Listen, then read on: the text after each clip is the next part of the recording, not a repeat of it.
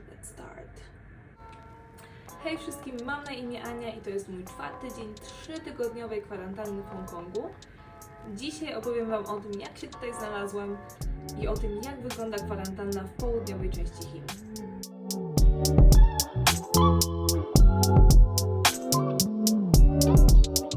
Trzy miesiące temu dostałam się na program badawczy na City University of Hong Kong.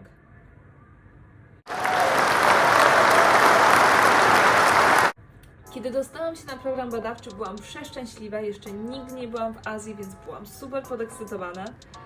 Ale przez problemy z pandemią i przez problemy z wizą, do ostatniego momentu nie wiedziałam, czy uda mi się wylecieć. Ale mimo wszystko postanowiłam, że chcę polecieć do Hongkongu. Oh my god. I can't. Bye bye. Wiedziałam, że będę musiała przejść przez 3-tygodniową kwarantannę, ale ponieważ cały program trwa 2 miesiące, postanowiłam, że te 3 tygodnie będą warte spędzenia 6 tygodni w Hongkongu. Jeszcze przed tym, jak przyjechałam do Hongkongu, musiałam zrobić test na koronawirusa na lotnisku w Londynie. Później, jak przyjechałam, od razu zabrano mnie na test na kolejny test na koronawirusa na lotnisku w Hongkongu. I po przyjeździe do hotelu w trakcie całej kwarantanny będę miała 4 testy. I później, jak już skończę kwarantannę, jeszcze muszę zgłosić się do specjalnego ośrodka, gdzie będę miała kolejny test. Z lotniska do hotelu jechaliśmy specjalnym, rządowym autobusem, który, szczerze mówiąc, był bardzo wygodny. Mogłam siedzieć przez 40 minut i podziwiać widoki. Ostatni raz, zanim zostałam zamknięta na kwarantannie.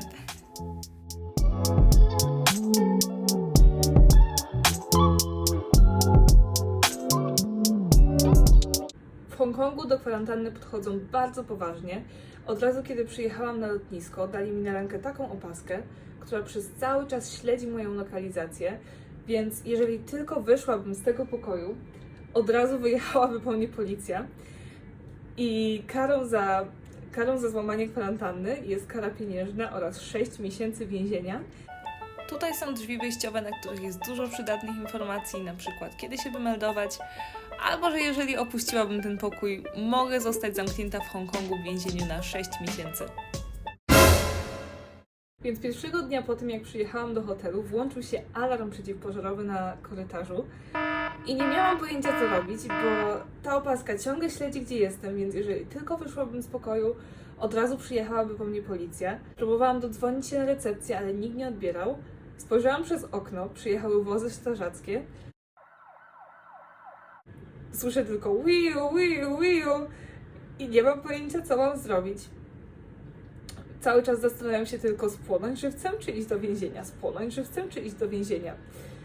I w końcu po 10 minutach dodzwoniłam się na recepcję i pani powiedziała tylko tak, fałszywy alarm.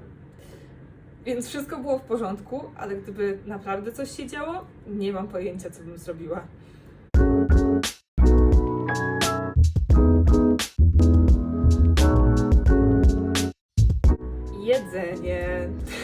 Jedzenie.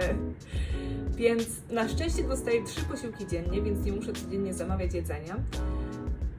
Ale jedzenie jest dosyć repetytywne.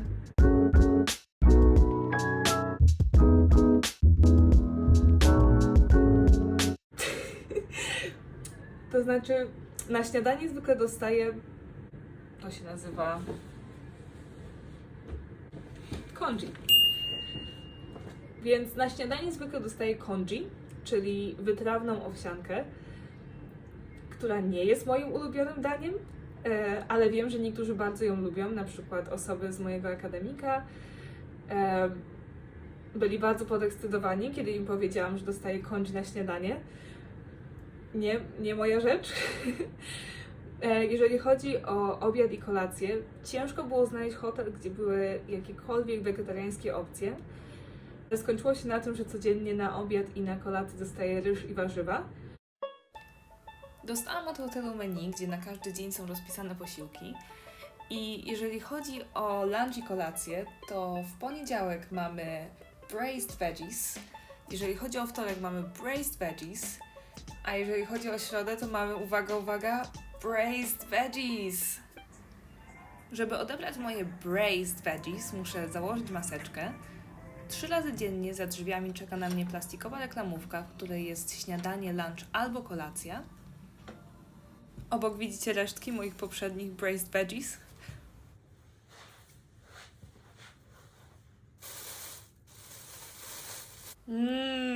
Pycha!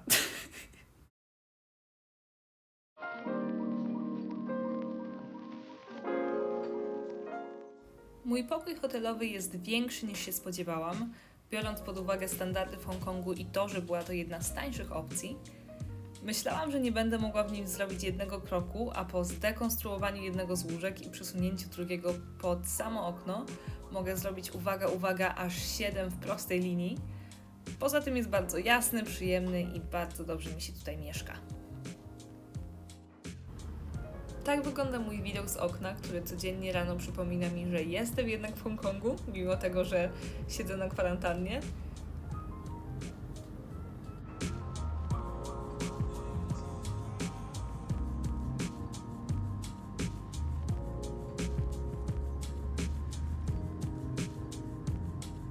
A obok mojego łóżka siedzi mój jedyny przyjaciel podróży Torrington, którego podarowała mi Nina. Torrington miał mały wypadek w trakcie podróży, ale jest bardzo dzielny. Więc może opowiem troszeczkę o tym, jak przeżyć na kwarantannie w Hongkongu, bo bycie samemu przez 3 tygodnie w jednym pokoju wcale nie jest proste. Myślę, że szczególnie osoby, które na początku pandemii też były w izolacji, dobrze o tym wiedzą. Nie wiem, co jest trudniejsze, czy bycie samemu, czy gdybym była tutaj z drugą osobą, zamknięta w jednym pokoju przez 3 tygodnie. Zależy z kim. Zanim tutaj przyjechałam, bardzo długo przygotowywałam się do tego, że będę sama przez 3 tygodnie i stworzyłam swój plan, 3-tygodniowy plan, jak nie zwariować.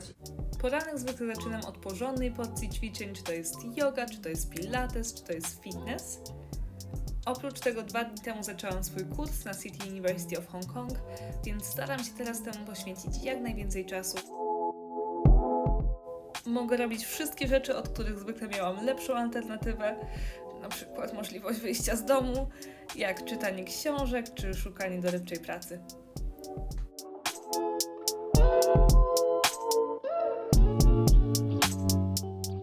Moi znajomi i moja rodzinka dzwonią do mnie codziennie i sprawdzają, czy nie zwariowałam, czy nie spłonęłam, czy nie poszłam jeszcze do więzienia.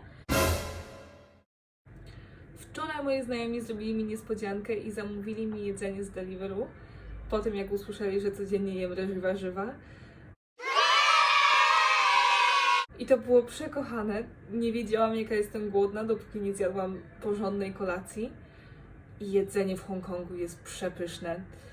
Jeden z moich najlepszych przyjaciół ze studiów, Bogdan, stworzył playlistę specjalnie dla mnie, która nazywa się Ania's Favorite Songs, po to, żeby mogła jej słuchać na kwarantannie. Są tam moje ulubione piosenki, takie jak dla Elizy, Beethovena.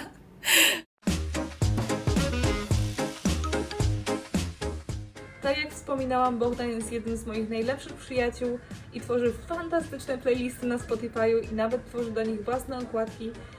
I wiem, że będzie przeszczęśliwy, jeżeli zdobędzie troszeczkę polskich fanów, więc też dam linka w opisie. Będzie szczęśliwy z każdego serduszka.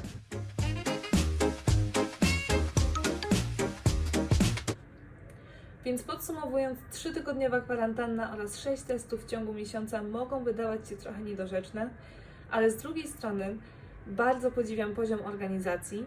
W ciągu mojej podróży z lotniska do hotelu w Hongkongu wszystko było bardzo przemyślane i dopięte na ostatni guzik, żeby zapobiec rozprzestrzenianiu się wirusa. I jeżeli popatrzymy na przypadki w Europie i na przypadki w Hongkongu, to widzimy, że rygorystyczne podejście do restrykcji przynosi efekty. Jak widzicie, nawet w grudniu tamtego roku było tylko około 70 przypadków, które spadały. I teraz średnia przypadków w Hongkongu to jest całe 0. Dzięki temu ludzie na ulicach i w miejscach publicznych mogą czuć się naprawdę bezpiecznie. Dziękuję Wam bardzo za obejrzenie tego, mojego pierwszego filmiku. Dajcie znać, czy Wam się podobało. Jeżeli znacie jakieś miejsca albo słyszeliście o jakichś miejscach w Hongkongu, które mogłabym zobaczyć po tym, jak już skończę 3-tygodniową kwarantannę, dajcie znać.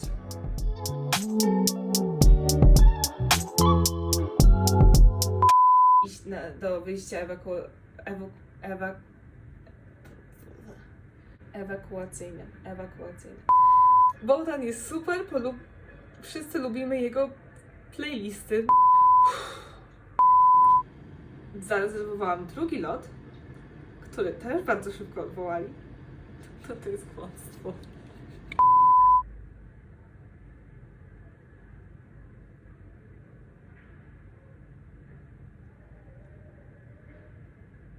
Halo, halo Ania, jesteś jeszcze normalna?